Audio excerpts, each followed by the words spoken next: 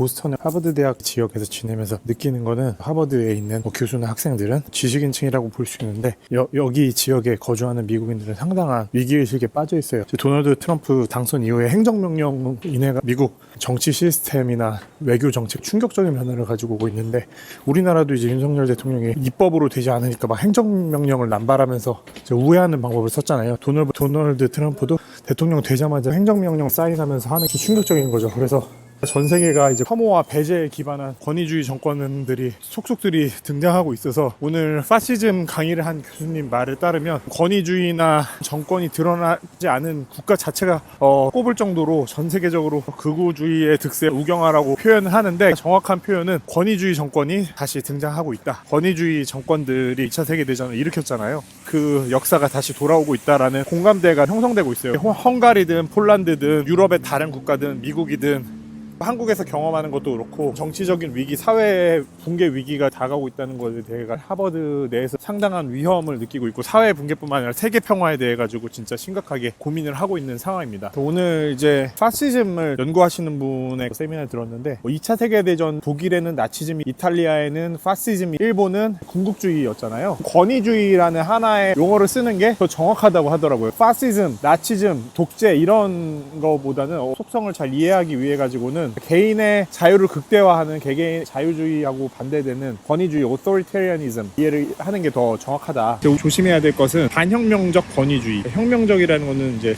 사회를 더 좋게 만들고자 하는 사회적 변화가 있는 상태잖아요. 인권이 소중하고 모두가 평등하다. 가치를, 사회를 바꿔나가는 것을 혁명이라고 하니까, 반혁명적인 권위주의는 역사의 시계를 거꾸로 돌리는 건데, 권위주의가 민주주의와 인권을 위협하고 있다. 권위주의의 특성은 배제, 폭력, 그리고 행정명령의 남발이라는 거죠. 권위주의는 기본적으로 가면을 쓰고 있다라고 하셨는데요. 공산주의에 반대한다면서 사실은 비슷한 형태의 권위주의의 형태로 나타난다는 거죠. 반대하는 자체가 자신의 권력을 강화하기 위한 핑계로 사용한다는 거예요. 우리나라에도 빨갱이 공산주의 이야기하면서 자신들의 권력을 강화해 나갔던 세력이 있잖아요. 결국에는 공산주의 독재, 일당 독재 이런 거하고 똑같다. 독재의 형태로 나타나고 대량 학살을 한다. 전 세계에 공통적으로 나타난 거고, 우리나라 현대사 역사에서도 그랬죠. 주의해야 할 점은 이게 겉으로는 민주주의, 자유주의, 자본주의의 모습을 띠고 나타난다는 겁니다. 자유주의를 부정하지도 않고 자본주의를 부정하지도 않고, 이 시스템에 기반하고서 나타나는 것이 권위주의입니다. 자유주의다 혹은 사회주의다 이런 것들은 사상적 기반이 있고 철학이 있거든요. 근데 권위주의는 사상적 기반이나 철학적 기반이 없습니다. 자신의 권력,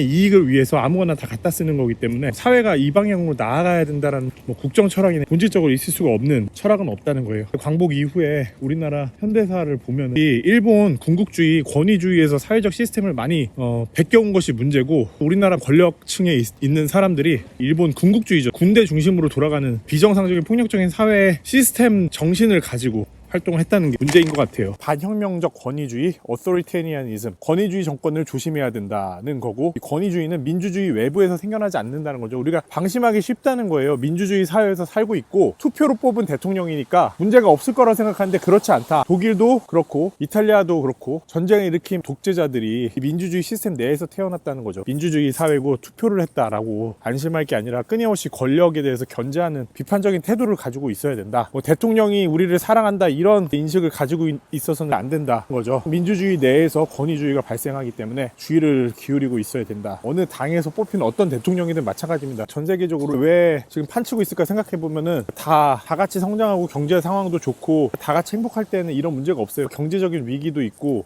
사람들이 사회 내에서 자리 잡을 수 없고 불안한데, 불만이 있으면 혐오와 분노, 폭력을 대상이 필요해요. 그런 사람들의 마음속에 파고드는 게 권위주의 정치자인 거죠. 이들의 이미지는 스트롱맨, 남성성, 러시아의 푸틴, 미국의 트럼프, 우리나라 윤석열도 옛날에 권투하는 주먹질하는 걸 했잖아요. 군대에 가지도 않았고 권투도 할 줄 모르면서 저는 그때부터 섬뜩했거든요. 사람들한테 투표해달라고 하는데 자애롭고 부드럽고 편안하고 이런 이미지가 아니라 나는 힘세, 너희들 다 때려 눕히겠어, 그런 제스처잖아요. 스트롱맨, 강한 남성성을 강조하는 리더들이 권위주의 리더가 될 수 있기 때문에 조심해야 된다는 이야기고요. 벤 샤피로라고 오바마 정권에서 일하던 연설비서관이 하버드 대학에서 강의를 했는데, 거기서 미국 변호사하고 이야기를 나눴어요. 한국에서 일어나고 있는 이 탄핵 놀랍고 미국에서도 트럼프 2년 내에 탄핵 될 거다, 그렇게 이야기를 하시더라고요. 미국 사회도 지금 엄청나게 충격에 빠져 있습니다. 사회가 붕괴될 것 같다라는 위험 느끼고 있는 중입니다.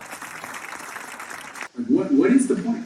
Like, I don't understand it. I don't understand the platform if you don't say what you think. What's the point of running a company if you know, there's not actually that much real power behind it. You know, it's a bunch of executive orders that read like press releases, and they can't pass legislation, so that's why they're doing a million executive orders, because he's got a 3-seat majority in the House. He couldn't legislate this stuff. Here's about the capacity, limits, and legitimacy of fascism to operate as in global relativity in every representation of this.